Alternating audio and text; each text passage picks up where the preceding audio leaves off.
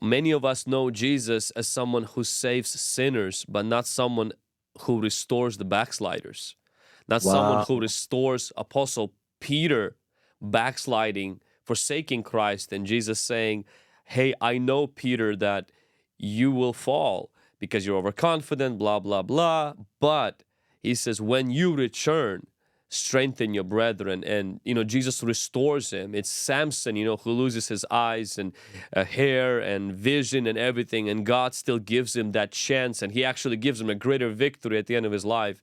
Could you share about the redemptive work of Jesus in your life when you were already a Christian and a minister, and how you fell and how God not only restored you, your marriage, but actually you as a minister? And pretty much now today people see you as this incredible man of God, but there's also redemptive work of Jesus that was done in you as a minister. Yeah, absolutely. And I, unashamedly tell this story because I do believe that as I'm vulnerable and transparent, my hope is that people say, okay, God, you can do this through my life as well. I think it's interesting you mentioned Peter and how the scriptures literally there's a command like when you're restored, when you actually come back, strengthen your brethren. So there was an assignment that was given before he even came back. That's how confident God was Mm. in the seed that was in Peter, that it was going to, take a deep root. And so God knows, I mean, there's many of you watching right now that need this confirmation because God knows the end from the beginning. Hmm. And for me, I really have more of like a Jacob. I wrestle. I mean, Jacob wrestled with the angel. And what I love about Jacob, he's a heel grabber, he's a supplanter. Hmm. And what, everybody in the Christian church teaches you, well, you got to fulfill your God-given destiny. The story of Jacob is getting a destiny you were never supposed to have. And so my prayer is not to fulfill my destiny. I don't even know what my destiny was supposed to be. I Wow. want the destiny I was never supposed to have. I mean, Wow. because I don't know if I was supposed to have a movie. I don't know if I was supposed to write books. I don't know if I was supposed to have churches all across America. But the story of Jacob is I want what I'm not supposed to have. And I think there's something deep inside of me. I've always been wrestling with God, and people feel that in my sermons. They feel that, Hmm. like you said, in my ministry. And so, long story short, if you don't deal with things from your past, at certain times in your life, things are going to trigger them and you will be forced to confront it. So you can put the lump underneath the rug and tell everybody there's nothing under the rug, but you're literally going to trip over that lump one day and until you have to deal with it. You know what I Hmm. mean? So Hmm. for me, it's like, 15 years old, I become a preacher. I preach all over the Midwest for a couple of years. Then all of a sudden, I go to college. A lot of people know my story. Some of you don't. I was first generation college student on both sides of my family. I come from a lineage of just blue collar workers, or just poor people. So now I'm in a major university. My first professor of biology says, I'm going to use this time to tell you how there is no God. So I start getting these seeds planted in me, and I'm thinking like, maybe everybody who believes in God is ignorant. And I struggled, maybe just poor people believe in God. So that was part of my story. And even though I saw medically verifiable miracles, I started, because this is what atheism and those seeds do. It drew me away. Maybe it was the power of placebo. Maybe it was the power of suggestion. Maybe it was just the person in their own human power, conjures some. You start getting into these crazy head spaces. So I ended up becoming an atheist, which is crazy how you can go from a woman having a prophetic dream Wow. that you preach at her church, medically verifiable miracles, preaching all over, then to an atheist all within 6 or 7 years. Wow. Then I end up moving in now junior year of college. I end up moving into this house randomly. I say that in air quotes because one of my roommates that I was paired with ended up being an Ivy League educated theologian. And he was older. He was 30 and we were all like 20. And he had come to Indiana University to finish his doctorate. Hmm. And so now he finds out I used to be this fiery revivalist preacher. Now I'm an Hmm. atheist. And he's like, why? And I start Wow. telling him, what about this? What about this? And he, through apologetics, he starts destroying me. And every Wow. argument I had, he was like, what about, because see, from 15 to 18, a lot of my Christian faith was built on experience.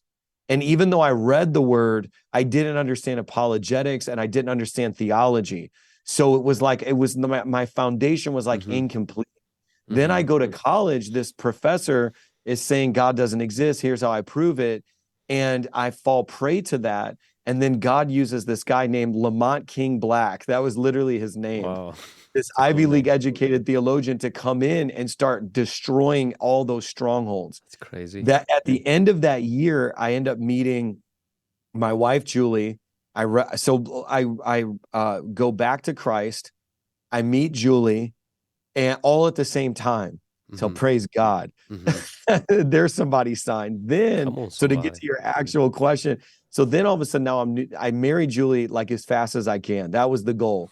Like, how fast can I marry this girl before she figures out that I'm not the best thing that's ever happened to her, even though she's the best thing that's happened to me? Because I was faking her out, you know. I'm like, I gotta marry her before she figures this out. So all of a sudden, I married Julie. I graduate college, married Julie, and immediately my local church pastor puts me as an ordained minister, and he Mm-hmm. puts me over the youth group. Mm-hmm. Now, I take that very seriously. I'm like, this is my comeback story, right? Yeah. So this youth group, my wife and I have such a heart for lost people. We start going to the local high schools, Mm-hmm. blah, blah, blah. We get a van. We're going into the trailer parks. We're picking Wow. people up. Eventually, our youth group, the size of our youth group exceeds the size of the adults. So Wow. now we have more kids in our youth group than the adults have in their church, which I didn't realize back then, but I was demonstrating the apostolic anointing that I carry to build. I'm a builder. Mm-hmm. So this youth group just starts exploding. And I'm trying to do the quick version of the story, but the Lord had given me this prophetic word from my pastor that he was in hidden sin, unconfessed hidden sin, and that God was going to give him an opportunity to expose it Mm-hmm. before he gets exposed. And if he exposes it, there's a path for reconciliation. Mm-hmm. But if he doesn't, the church is going to be lost. So at 22 years old, I attempt to have a private meeting with my pastor to tell him this prophetic word. And it didn't go well. It didn't go well. He Yeah. starts manifesting demonically and cussing Wow. me out, and how could you say this about me, whatever. So I come Wow. out of that meeting, I'm like, okay, well, this is my decision. We're leaving the church. And now imagine I'm leading this massive youth group Mm-hmm. with this new wife, and we're like this rock star couple that's doing all these things for God. Mm-hmm. And then our church at the time was growing. Everybody loved this lead pastor, thought he was the greatest guy ever. And then I leave the church and the youth group and everything because God gave me a prophetic word. That's all people knew. So Wow. now I look like this crazy guy. So shortly after that, we leave the church. I'm given the fast version of Mm-hmm. this. There's no proof of anything I saw prophetically. If anything, it looked the opposite. This guy was a great guy. Mm-hmm. So then all of a sudden, Julie's kind of like doubting. Like, I think my husband Mike didn't see from God. I think that this is probably just his own thing. Maybe he's competing against him. There's all these crazy Mm-hmm. philosophies about what happened. And right at that time, my father died, my biological father. So Ah. my father, he died prematurely of a genetic brain disease. But before that, he had gone to prison for murder. So I always had this fantasy of me being joined back with my father, and we were going to restore our relationship, and it was going to be this thing. And now when I found out that he died because I was looking for him and trying to connect with him, I thought I'll never fulfill that desire to have my father. Mm. Then my wife, Julie, we had just had Bella. Now we go to have our second kid and we have a miscarriage. Then Wow. shortly after that, we have another miscarriage. So that's two miscarriages. My dad dies.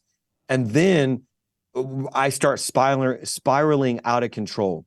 So Wow. and at the time, I was really big into Mark Driscoll, Acts 29, the Mm-hmm. Reform community, Mm-hmm. really big into theology, doctrine. And one of those things is Christian liberties, which is, you can drink. So you see, like, alcohol enters the equation, and it kind of came in under this, Christian liberties disguise, but that turns into drunkenness. So I Wow. start drinking more and more and more and more. Then right at that point, my wife's like, I can't take this anymore. Mike's a closeted alcoholic now. He's drinking every day. He's drunk all the time. I'm leaving him. So my wife leaves me, which if you know anything about trauma, all that did was fuel the fire more, more Wow. drinking, more whatever. Then at the height of all of this, my wife left me. So all these people that I've, cast demons out of them, I led them to Christ. I had this massive youth group. They're hearing, have you guys heard the gossip? Mike Signorelli's wife left him and he's an alcoholic now. I mean, it was like crazy. Wow. And this whole story was unfolding. And then at the height of all that, somebody, one of the mistresses of the pastor that I prophetically spoke to, ends up blackmailing him and sending all the evidence of all these relationships he's into the church.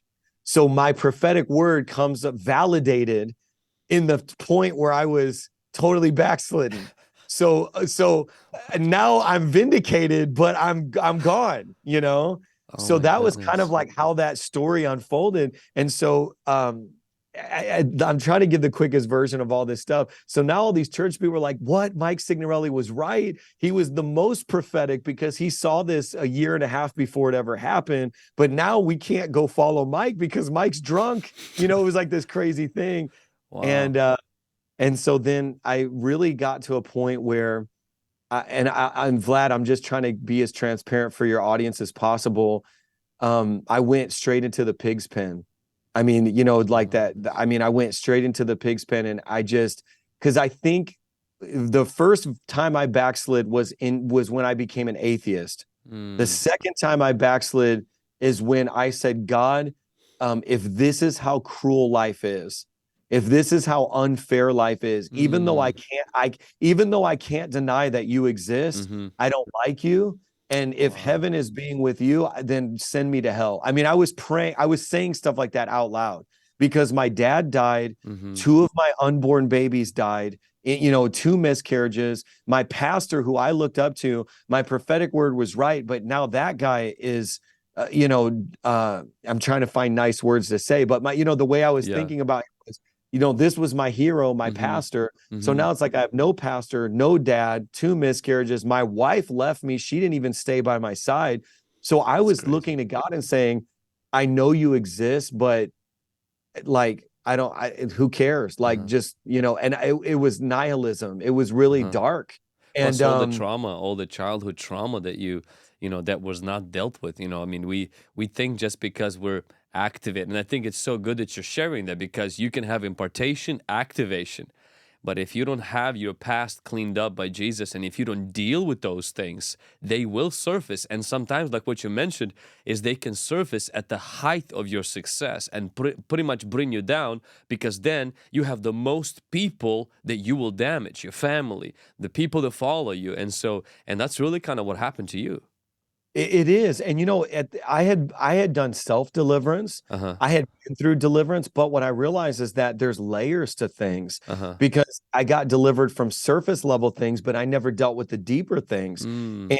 And even the first day that my daughter was born, I remember being in the hospital and I held her in my hand and I looked at her and I felt this love. I mean, it was weird because I lusted after Julie at first sight, but I learned to love Julie. Like love for Julie was like something, it's a process, and then you covenant in marriage, or you love your mother, but that's your mom. But so when I looked at my daughter and I'm like, wow, I love her, and this is the closest thing to unconditional love I've ever experienced, and it's not like any other love. And I'm feeling this for Bella, and she's looking at me and this little baby.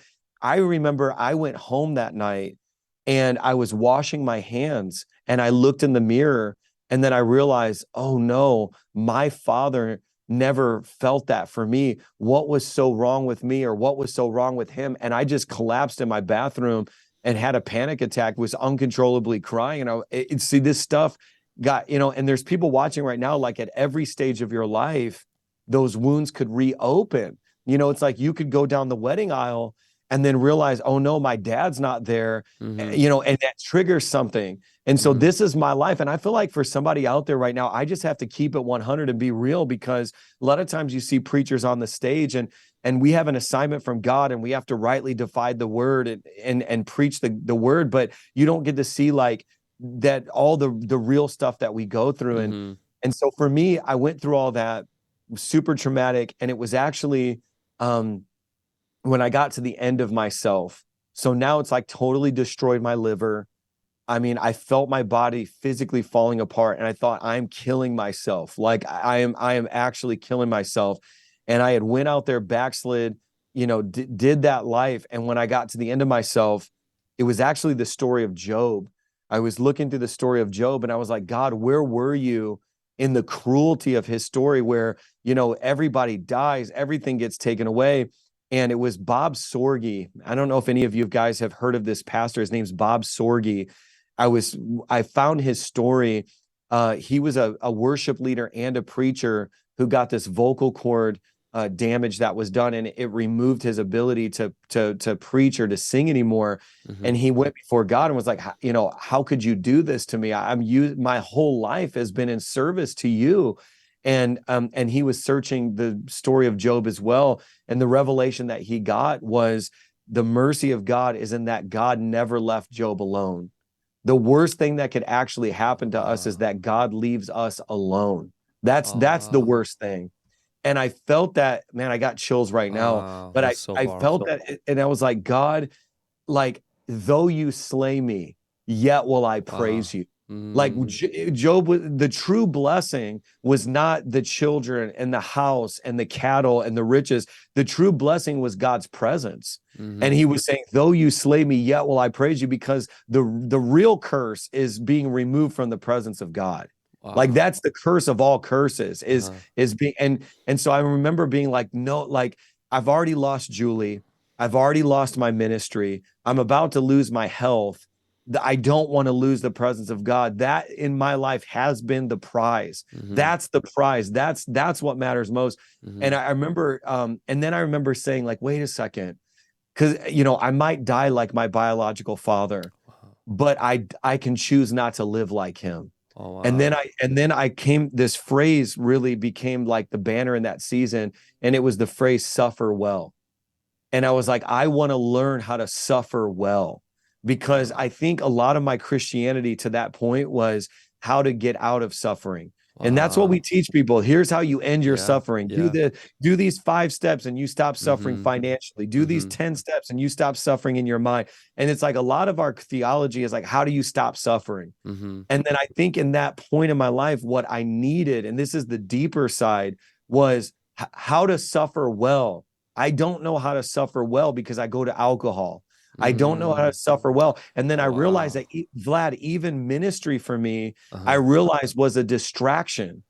And it was like, Wow. because I never learned how to face this stuff. So it was like, I have to sit with this and suffer well. I have to, and that's what Job was learning, how to suffer well. And then once he learned it, then God added everything back to him. But the real story of Job is, the real blessing was twofold. One is that the presence of God, Job began to realize his activity in my life is the prize. Mm-hmm. Him being present, and then number two, he learned how to suffer well. Mm-hmm. And I think for me, that was that season. So the quick version is, once I prayed that prayer, I said, my wife may never take me back because I've screwed up so bad.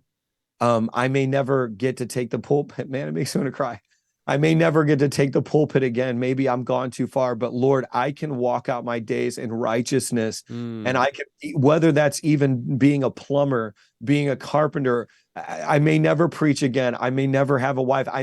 Maybe there'll be a grace, like, later on in my life for another relationship, but I just want to walk in holiness. And Lord, I want to walk close with you. And I remember praying like that. And I said, I'm going to try to see if Julie will give me one more chance. Mm-hmm. So I went to Julie and I was like, hey, I'll do Christian counseling. I'll do whatever it takes. So we spent a year and a half in Christian counseling every week, once a Wow. week for a year and a half. And that was And your also decision that you were initiating that.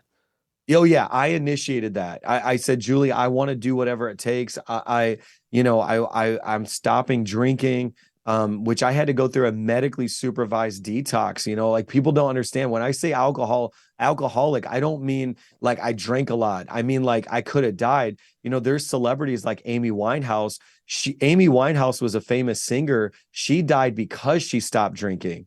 So if you know anything about alcoholism, the withdrawals are so severe Wow. that you could physically die. It's different than heroin. Like you won't die from a heroin overdose. That's physically impossible, but you can die because of the your blood sugar levels and electrolytes. Like it's you become dependent on alcohol. It's Mm-hmm. that serious. Mm-hmm. So I had to go through a medically supervised detox and from alcohol and all that. I mean, it was a big deal. And then I went back and then I went to counseling with her.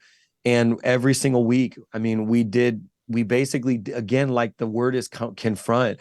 We confronted stuff in our marriage that we had never been able to resolve. And Julie got told she was wrong. I got told I was wrong. We cried, we laughed. I mean, we were angry. We went through that for a year and a half straight.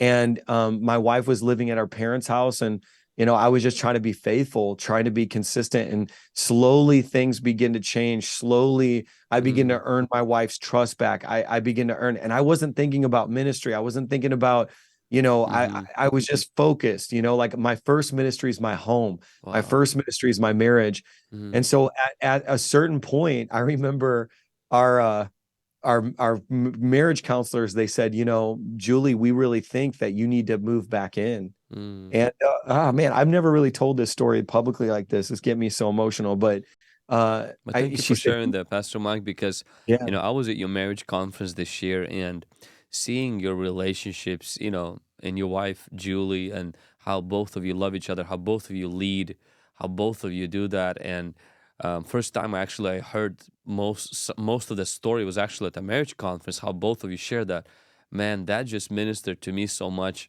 as well, because there's so many people that have this crisis in their relationship. And the fact that you were in ministry, and then you went through all of this and Christian liberties and the traumas of the past, and the Lord gave you that grace to repent, and you went through counseling, you went through all of this, and you're sharing. I mean, this is brutal, but at the same time, that's what reconciliation and restoration is. So many people think, I'll just come to the conference, I'll have the demons cast out of me, and all of the trauma is going to be gone. I will never go to counseling, I'll never need to go get medical help, there will be instantly, my spouse will forgive me, and everything will be like it was before. And you sharing this shows that it's just not, it's painful. Restoration is painful. yeah. Well, nobody automatically has a good marriage. If you've ever seen someone's marriage that you're like, I would love to have a marriage like them, they Mm-hmm. worked on that. They built that. I mean, and I didn't know that because think about my story that I told everybody, even in this video. I mean, all I saw was divorce. So Mm-hmm. when you get married and all you know is dysfunction, you have to be something you've never even seen. Yeah. And I didn't, and then not only that, but being married to, like, you could become the expert of being married to your spouse. And, my thing is, I had to learn Julie. Julie had to learn me. I'm an incredible husband to Julie now, but I would be the worst husband in the world to some other woman if I had to start over again because every woman's different. And I Yeah. didn't understand all this. Uh-huh. So we were going through that. And finally, after a year and a half, or it was a little less than that, maybe about a year in, that I remember them saying, it's time, Julie, you need Mm-hmm. to consider moving back in. And so then she moved back in. And so then we had decided we're going to do a ceremony. Like we're going to renew our vows. Mm-hmm. And this is where it gets scandalous because you all know I'm a little ornery and I'm a little, I like, I don't know. I'm spicy. I tell people I serve Jehovah sassy. So, so Jehovah I said, Sassy. let's invite all the haters, everybody who's talked about us, everybody who's gossiped about us, Wow. everybody who doesn't believe in me. Cause I had a lot of people were like, oh, Mike, this guy, he's a dirt bag. I said, I want to invite all of them to our vow renewal. And then when we all get there together, I want us all to take communion. And Uh-huh. and so we did that. And I literally said, the same blood of Jesus that washed me of my sins is going to wash you too. We're all sinners in need of the blood. I literally did this communion with all these haters at our vow renewal and was like, listen, we all need the blood. And we Wow. did communion together. It was a beautiful thing. And so that really was how my marriage got restored. And then we just faithfully attended the local church. It might be funny for a lot of the people out there who know me to think about this, but imagine me, I was the drummer of that church. So I just showed up every week after Wow. that was over and I just played the drums and went home. That You takes a know, lot of like, that takes a lot of humility as well to oh, after restoration to go back to the local church from being this big shot to, and I think that's what honestly I see, that's why God is blessing you so much, because he, he can't entrust us if he doesn't test us. And that's a huge test and you passed that. well, I got a crazy story because you're pulling this out of me because I've never. So, okay, I'm playing the drums. I'm literally the drummer of this church. Uh-huh. I don't even care about preaching or nothing. And all of a sudden, Katy Perry's dad comes to minister one Sunday. So, Really? Katy Perry's like multiple platinum albums, blah, Uh-huh. blah, blah. So, Katy Perry's dad comes to minister. So, I'm like, oh, this is going to be kind of cool, whatever. So, I play the drums and I do my thing. And I'm sitting in the sermon and he all of a sudden goes, "Where's the drummer? Where's the drummer at?" And I'm like, I raise my hand and Uh-huh. he's like, "Stand up." And he was like, "The Lord." Now, this guy, he doesn't know my story. I Uh-huh. never met him in my life. There's all these people at the church. And he goes, "The Lord told me to tell you that he's going to divinely accelerate you. You're going to Wow. experience divine acceleration and he's going to put you back in position as if you never failed, as if you never messed up. He's going to accelerate you." And he starts prophesying this. And I mean, I'm like, what? And some of the people at the church knew my story, most of them didn't. And it wasn't shortly after that that God put me back in ministry. And then, many of you guys know the rest. So it was just a crazy redemptive story. Now, all these years later, I actually have a campus in Northwest Indiana where all this happened.